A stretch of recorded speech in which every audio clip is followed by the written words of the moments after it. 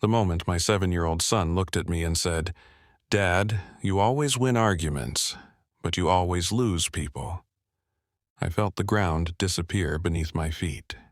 My name is Ethan. I am 38 years old. I have a good job, a decent house, and by every measure that the world uses to judge a man, I was doing fine. But fine is a dangerous word. Fine means you've stopped paying attention. Let me take you back to where this story really starts. Not the day my son said those words, but 5 years before that, when I was still the kind of man who believed that being right was the same as being good. I married my wife, Claire, when I was 26. She was warm, patient, and full of this quiet energy that made every room feel calmer. I was the opposite. I was sharp, competitive. I'd grown up in a house where arguments were how decisions got made, where the loudest voice was the most respected one. My father was like that. His father was like that, and without realizing it, I became exactly like them. In the early years, Claire and I were happy. We laughed, we traveled, we built something together. But slowly, without either of us noticing, a pattern started forming. Every disagreement between us became a debate. Every debate, I had to win. Not because I was cruel, I genuinely believed I was helping. I thought I was logical, I thought I was practical. I thought that if I could just make Claire understand my point clearly enough, everything would be better. What I didn't understand was that she didn't want to be convinced. She wanted to be heard. Our son, Owen, was born 2 years into our marriage. He was the kind of child who watched everything. Big brown eyes, always observing, always absorbing. He didn't talk much when he was small, but when he did speak, he said things that were surprisingly precise for his age. I remember when he was about 4, he asked Claire, "Mama, why do you always say sorry first?" Claire laughed it off. I laughed it off. Kids say funny things, right? But Owen wasn't being funny. He was asking a real question, and neither of us answered it honestly. Life continued. Owen started school. He was bright, top of his class in reading, strong in math. His teacher, Mrs. Harper, called us in during his 2nd year and said something I've never forgotten. She said, "Owen is a wonderful student, but I've noticed something. When other children disagree with him, he doesn't get upset or walk away. He argues, calmly, methodically, like he's been taught how." Claire and I looked at each other across that little table in the classroom. I felt a flicker of something. Pride, maybe? I thought, good, he's learning to stand his ground. Claire's expression was different.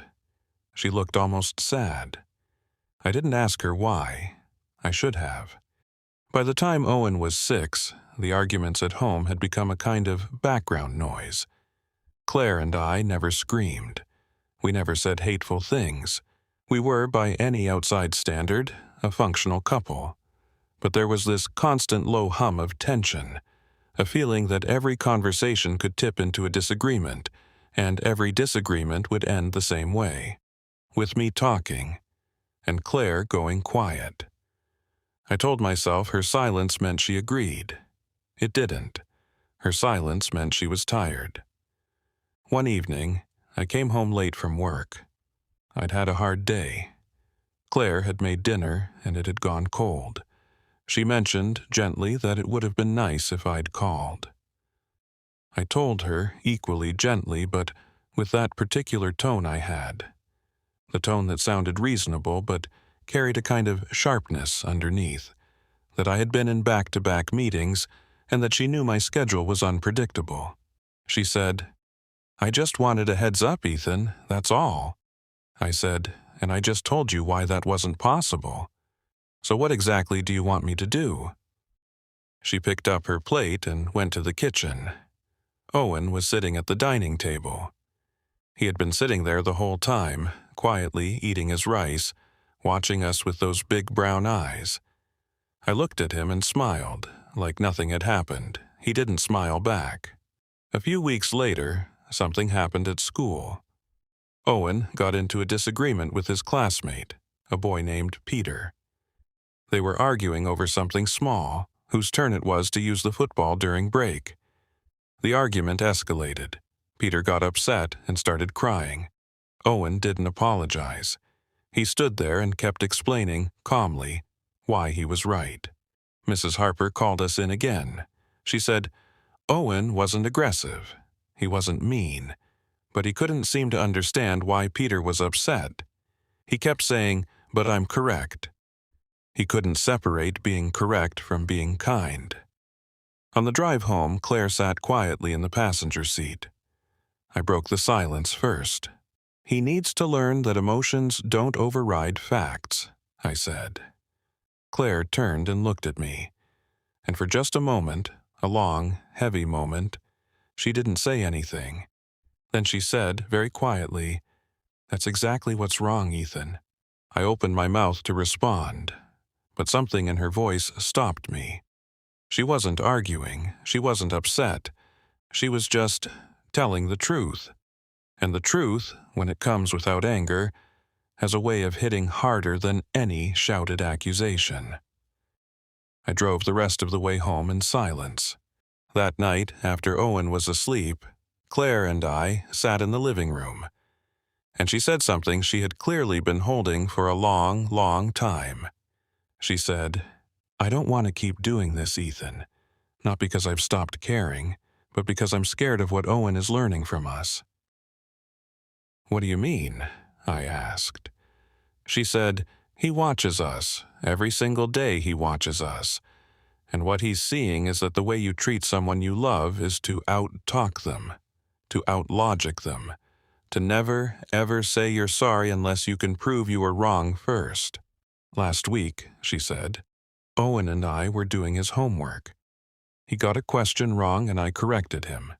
And he looked at me, the 6-year-old looked me straight in the eye, and he said, 'You're only saying that because you want to feel right.'" The room went cold. "That's not something a 6-year-old invents," Claire said softly. "That's something he heard."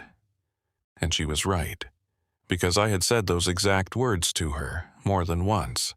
I didn't sleep that night. I lay in the dark and I let myself think, really think, for the first time in years.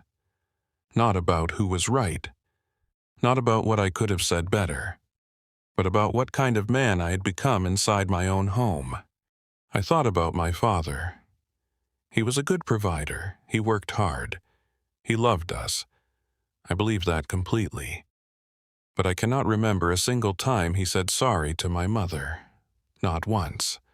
And I remembered how my mother used to go quiet at the dinner table sometimes, just like Claire did, and how I used to think she was fine.